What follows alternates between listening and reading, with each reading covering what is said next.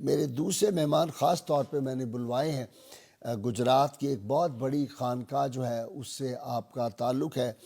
صاحبزادہ سید اسرار الحسن شاہ صاحب 24 کیرٹ کے سید ہیں، اور یہ نوجوان جو ہے یہ باہر کا پڑا ہوا ہے. آج میں نے اس لیے اس کو بلایا، آج میں ان کو ابھی کہہ رہا تھا بلکہ ڈانٹ رہا تھا، میرے یہ بیٹوں کی طرح ہیں، بہت قابل نوجوان ہیں. میں نے کہا تم ٹائی سوٹ پہن کے آتے تاکہ ہم اپنی نوجوان نسل کو ان کو دکھائیں.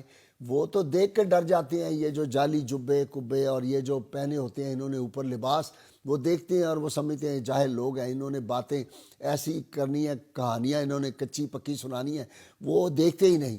تو میں دکھانا چاہتا ہوں اپنی نوجوان نسل کو اس طرح کے بھی ہمارے نوجوان ہیں جو باہر پڑھ کے آئے ہیں، یورپ کے تعلیم یافتہ ہیں، آپ سے کہیں زیادہ بہتر انگریزی بولتے لکھتے پڑھتے ہیں، لیکن وہ تصوف میں ان کو آشنائی حاصل ہے اللہ کے فضل و کرم سے. جی صاحبزادہ اسرار الحسن صاحب، بڑی مدت کے بعد ہم نے آپ کا شکار کیا ہے.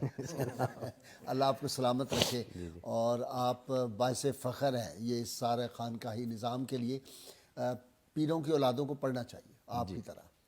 یہ جب پڑھے نہیں ہوتے کوگو کوڑوں والی باتیں کرتے ہیں، کچی باتیں کرتے ہیں، لوگ مذاق اڑاتے ہیں. جی ارشاد. بسم اللہ الرحمن الرحیم. اللہم صلی علی محمد وعلی آل محمد وصحبہ وسلم. بہت شکریہ قاضی صاحب آپ کا، آپ نے آج موقع دیا. میں اپنی گفتگو کا آغاز جس طرح آپ نے اپنی سسنکٹلی ان یور انٹروڈکشن آپ نے نبی پاک صلی اللہ علیہ وآلہ وسلم کے فرمان علی شان سے کیا، میں بھی I want take that forward. حضور پاک صلی اللہ علیہ وآلہ وسلم نے فرمایا اسپیکنگ آف پروفٹس، انبیاء کا ذکر کرنا عبادت ہے، اور اولیاء کا ذکر کرنا ایکسپیشن آف سنز ہے، گناہوں کا کفارہ ہے. تو اس کے اندر اگر میں ایک نقطہ آپ کے سامنے آپ کی اجازت سے رکھنا چاہوں گا کہ ایکسپیشن آف سنز، ان کی کرامات کا ذکر یا ان کا ذکر کر کے کس طرح ہوتا ہے، وہ تب تک نہیں ہوتا جب تک آپ ان کی تعلیمات پہ عمل نہیں کرتے. You have to follow in their footsteps. اور ان کی جو تعلیمات ہیں وہ You will see it when you will believe it. Absolutely جی، اور یہ الحمدللہ رسول اللہ صلی اللہ علیہ وآلہ وسلم کی سنت کے مطابق ہیں. آپ نے کافی دفعہ ذکر سنا بھی ہوگا، کیا بھی ہوگا حضرت ابراہیم بن ادھم رحمۃ اللہ تعالیٰ علیہ، کشف المحجوب داتا علی حجویری رحمۃ اللہ علیہ، حضرت ابو حنیفہ رحمۃ اللہ علیہ جیسی اتنی مثلاً ناٹ اونلی کنٹمپرری مگر مائٹی ان آل رسپیکٹس ہستیوں نے ان کا ذکر کیا. مگر آج کی کتابیں اگر کھولی جائیں، الیگزینڈر نیش جیسے بندے، کلاڈ فیلڈ جیسے بندے، اینا میری شمل جیسے جو اسکالرز ہیں، انہوں نے بھی حضرت ابراہیم بن ادھم رحمۃ اللہ تعالیٰ علیہ کا ذکر کیا. بلکہ جتنے ویسٹرن مسٹکس ہیں ان سب نے ان کے واقعات ضرور لکھے. بالکل آپ درست فرما رہے ہیں. نہ صرف مسٹکس مگر دی ایکیڈیمکس جنہوں نے ان کی اسٹڈی کی ہے، اور اس دور میں کی ہے جس وقت ہمارا رجحان اس طرف نہیں تھا، کیونکہ ہم ماڈرنٹی میں اس طرح پھنس گئے تھے. میں ایک واقعے کا اگر آپ کی اجازت ہو تو ذکر کرنا چاہتا ہوں کہ آپ نے یہ تو سنا وہ جب اونٹ چھت پہ وہ اونٹ ڈھونڈنے کے لیے شخص چھت پہ تھا، اور پھر جب گھوڑے پہ حضرت ابراہیم بن ادھم جا رہے تو وہ آگے سے ہرن کا شکار، وہ بولا کہ تم یہ کیا کر رہے ہو اللہ تعالیٰ کی اجازت سے. مگر ایک جو واقعہ ہے وہ میں آپ کے، اور اس کا پیغام وہی ہے. 500 من کی پھولوں کی سیج لگائی جاتی تھی جس پہ حضرت ابراہیم بن ادھم رحمۃ اللہ تعالیٰ علیہ آرام کرتے تھے رات کو. تو جس کنیزہ کی ڈیوٹی ہوتی تھی وہ روز رات کو تیار کرتی تھی، بیچاری ایک رات تیار کرتے کرتے تھک گئی اور وہ اسی سیج پر لیٹ گئی، اور لیٹی اور اس کی آنکھ لگی، she fell asleep، اور اس کو پتہ نہ لگا. اتنی دیر میں آگے، اور اس وقت آپ اپنے محل میں تھے، بادشاہ تھے، اور وہ سارا سلسلہ تھا. یعنی ابھی وہ مومنٹ آف انلائٹنمنٹ نہیں ہوا تھا جو فضیل بن ایاز، مالک بن دینار، لمحہ انقلاب ابھی نہیں آیا تھا. تو آپ نے آ کے دیکھا کہ لیٹی، آپ نے جلاد کو بلوایا، آپ نے کہا اس کو اٹھاؤ اور اس کو سزا دو. انہوں نے اٹھایا، اس کو مارنا شروع کر دیا. پہلے 10 کوڑے جب پڑے غازی صاحب وہ بڑی روئی، چیخی، پکاری کہ معاف کر دیجئے. اگلے 10 پڑے، خاموش ہو گئے. مگر اسے اگلے جو 10 پڑے نا وہ ہنسنے شروع ہو گئے، کہکا لگا کے ہنسنے شروع ہو گئے. آپ نے کہا کہ بھئی یہ عجیب بات ہے، تمہیں تو اور درد ہونی چاہیے، ہنس کیوں رہی؟ اس نے کہا آپ اپنا کام کریں، مجھے میرے حال پہ چھوڑ دیں. آپ نے حکم دیا کہ بھی تم رک جاؤ، اس سے پہلے مجھے پتہ کرنے دو what is the matter, why are you laughing. تو انہوں نے کہا کہ جی بتاؤ پہلے وجہ کیا. تو اس نے کہا کہ وجہ یہ ہے، اور اگر آپ کی اجازت ہو پنجابی میں یہ مجھے بڑا مزہ آتا ہے. اس نے کہا 2 گھڑیاں میں لیٹی ایتھے تے اے سزا میں پائی، حال کی ہو سی اس دا حشر دیاڑے جنہیں ساری عمر لنگائی. کیوں جی پھر واہ واہ واہ. تو غازی صاحب یہ چیزیں، اور آئی تھنک ہمارے جو نوجوان بہنیں ہیں، بھائی ہیں، دے ہیو ٹو ریئلائز دس. اور میرا اگر پرسنل ایکسپیرینس آپ سے ریلیٹ کروں, آپ نے بھی جس طرح درست فرمایا, آپ کی دعاؤں کا صدقہ ہے الحمدللہ. آج کے دور کے اندر اس جیسے ملک چھوڑنا بہت مشکل ہوتا ہے. وہ 500 من کی سیج ہے, مگر جب تک آپ ایک ایسے کرائسس کے اندر نہ آئے جس سے ایک اپرچونٹی بورن ہوتی ہے, اور آئی تھنک ہمارا ملک بھی اور امت مسلمہ in fact is going through a crisis, مگر اس میں اللہ تعالیٰ نے بڑی زبردست اپرچونٹی رکھی ہے کہ لوٹ آؤ.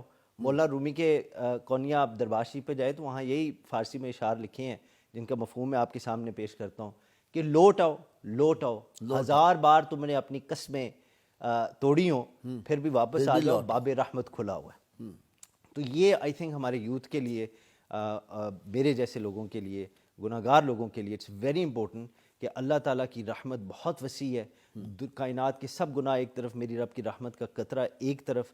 اور حضرت ابراہیم بن ادھم رحمۃ اللہ تعالیٰ علیہ کی جو لائف ہے, جو تعلیمات ہیں, اٹ ایکچولی ایپیٹمائزز دس, جو چیز ہے ایپیٹمائزز دس کہ آپ نے بھی جب واپسی کی تو اللہ کے کرم سے کی اور کسی کی دعا کا صدقہ کی. اور شاید میں کبھی کبھی سوچتا ہوں اس کی اصل وجہ یہ بھی تھی کہ آپ جن کی آل میں سے ہیں وہ مراد مصطفیٰ سیدنا عمر فاروق اعظم رضی اللہ تعالیٰ عنہ میں سے, اور ان کے ارادہ کر کے کیا نکلے تھے, قبلہ ارادہ کر کے کیا نکلے تھے, اور رب کا جب کرم ہوا حضور پاک صلی اللہ علیہ وآلہ وسلم کی نگاہ کرم کا صدقہ کایا کس طرح پلٹی. اور حضرت ابراہیم بن ادھم رحمۃ اللہ تعالیٰ علیہ, the beacon of light amongst the universe of Sofia and اولیاء, ان کے اوپر بھی اسی طرح اللہ کا کرم ہوا کہ suddenly he had a change of heart, اور پوری 180 ڈگری, کہاں وہ 500 من کے پھول کے سیج, اور کہاں پھر وہ جناب پتھر جس کو سرانہ بنا کے لیٹنا, گدڑی پہ بیٹھے ہوئے, گدڑی پہ بیٹھے ہوئے. جی بالکل, یہ بھی ایک اور بڑا زبردست واقعہ ہے جب آپ گدڑی پہ بیٹھے وہ سیرے.